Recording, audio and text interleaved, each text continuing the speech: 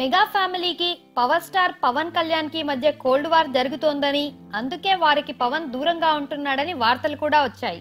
అయితే ఖైదీ pre release function కు పవన్ వస్తాడా రాడా అనుకుంటున్న సమయంలో ట్విట్టర్ లో ఖైదీ నెంబర్ 150 గురించి స్పందించాడు పవన్.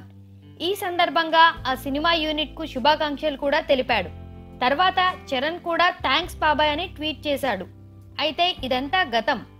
పవన్ నటించిన కాటమరాయుడు టీజర్ ను శనివారం విడుదల చేసింది చిత్ర బృందం. ఇది ఫ్యాన్స్ కి తెగ నచ్చేసింది. అందుకే టీజర్ విడుదలైన 20 గంటల్లోనే 2.8 మిలియన్ వ్యూస్ సొంతం చేసుకుంది.